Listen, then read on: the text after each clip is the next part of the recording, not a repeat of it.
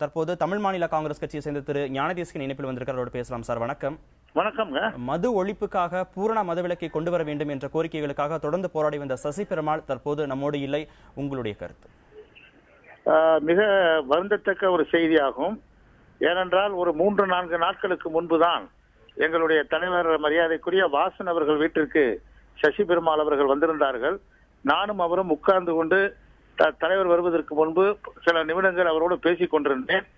ஏற்கனவே அவர் உண்ணாவிரதம் இருந்த போது அந்த உண்ணாவிரதத்தை முடித்து வைக்க வேண்டும் என்று நெல்லை ஜெர்மனி அவர்கள் வீட்டிற்கு சென்று நான் இரவு நேரத்தில் போய் அவரிடம் கோரிக்கை வைத்திருக்கிறேன்.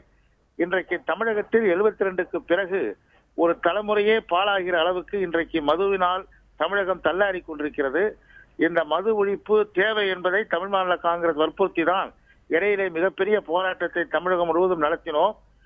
மது ஒழிப்பது என்பது ஒரு பக்கம் இருக்கட்டும், இன்றைக்கு எங்கே மதுக்கடைகள் வைக்க வேண்டும் என்று விதிமுறைகள் இருக்கின்றன.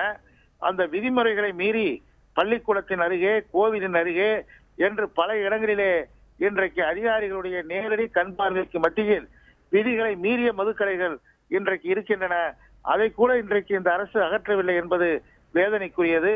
உடனடியாக தமிழக அரசு இதில் தலையிட்டு படிப்படியாக ஏதாவது மது விலக்கை உடனடியாக அமலுக்கு கொண்டு வர வேண்டும். தமிழகத்தின் ஒட்டுமொத்த குரலாக மது விலக்கு என்பது இன்று ஆகிவிட்டது. இன்றைக்கு சசி பெருமாள் அவர்கள் தான் கொண்ட கொள்கையிலே உறுதியாக இருந்தார். அந்த கொள்கைக்காக அவர் இன்று உயிரிழந்திருக்கிறார் என்பதுதான் இன்றைக்கு உண்மையாக இருந்தாலும் கூட சசி பெருமாள் திரு ஞானதேசிகன் சசி பெருமாள் தொடங்கிய தனிமனித போராட்டம் அப்படிங்கிறது தனிமனித போராட்டமாகவே முடிந்திருக்கிறது. அவர் தொடங்கிய இந்த தனிமனித போராட்டம் வெகுஜன இயக்கமாக மாறாமல் போனதற்கு யார் பொறுப்பு நீங்க நினைக்கிறீங்க? யார் பொறுப்பு என்று தனிப்பட்ட முறையில் பொறுப்பு வைக்க முடியாது.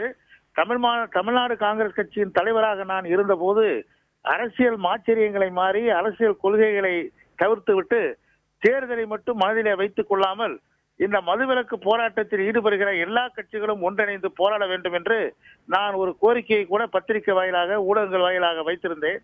ஆனால் அதற்கான ஒத்துழைப்பு யாரிடமிருந்தும் வரவில்லை. தமிழகத்தில் இன்றைக்கு மிக மிக அவசியமாக அடுத்த தலைமுறையை காப்பாற்ற வேண்டும் என்றால் எல்லா இயக்கங்களும் ஒன்று சேர்ந்து இந்த மதுவை ஒழிப்பதில் ஒன்றாக இருக்க வேண்டும் என்பதுதான் என்னுடைய விருப்பம். காரணம், இன்றைக்கு இளைஞர் தலைமுறை மட்டுமல்ல, சின்ன சின்ன குழந்தைகள் கூட இந்த மதுவிலே தள்ளாடுகிறது என்ற செய்திகளை எல்லாம் ஊடகத்தில் பார்க்கிற போது தமிழகம் இப்படி போய்கொண்டிருக்கிறதே என்கிற வருத்தம் இன்றைக்கு மேலோங்கி இருக்கிறது.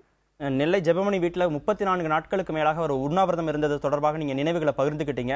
அந்த காலகட்டங்களில் அவர் அரசு மீதான விமர்சனங்களை கடுமையாக முன்வைச்சார். சிறைச்சாலைகள்ல, மருத்துவமனைகள்ல எனக்கு விரும்பத்தகாத சம்பவங்கள் நடந்ததாகவும் மிரட்டப்பட்டதாகவும் எல்லாம் சொன்னார். அது சம்பந்தமாக உங்கள்கிட்ட ஏதாவது கருத்துக்களை தெரிவிச்சிருக்கிறார்? இல்ல, கருத்து சொல்ல. ஏன்னா அவர் இரவு போகிற போது அந்த கொசு விலை போர்த்தப்பட்டு உள்ளே இருந்தார். அதிகமாக அவரால் பேச முடியவில்லை. நாங்கள் பார்த்துக் கொள்கிறோம், நீங்கள் தயவு செய்து உண்ணாவிரதத்தை கைவிட வேண்டும் என்று நானும் என்னுடன் வந்த நண்பர்கள் எல்லாம் கேட்டோம். அவர் பிறகு சில நாட்களுக்கு பிறகுதான் அந்த உண்ணாவிரதத்தை அவர் முடித்துக் கொண்டார். ஆனால் இந்த மதுவிலக்கு என்ற கொள்கையிலே ஒரு உறுதியாக நின்ற காந்தியவாதி அவர்.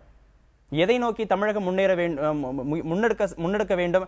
சசி பெருமாளுக்கு அஞ்சலி செலுத்த விதமாக என்ன மாதிரியான விஷயங்களை மதுவிலக்கு அப்படிங்கிற அடிப்படையில் நாம செய்யணும் நீங்க எதிர்பார்க்கறீங்க? தமிழக அரசு உடனடியாக நடைமுறைக்கு ஏற்புடையதாக இல்லை என்றால் படிப்படியாவது மதுவிலக்கை அமுல்படுத்துவதற்கு உடனடியாக நடவடிக்கை வேண்டும் என்பதுதான் இது போன்ற காந்தியவாதிகளுடைய மரணத்திற்கு நாம் செலுத்துகிற ஒரு நல்ல அஞ்சலியாக இருக்கும். கண்டிப்பாக இது தமிழக அரசு செவிசாய்க்கும் என்று நான் நம்புகிறேன்.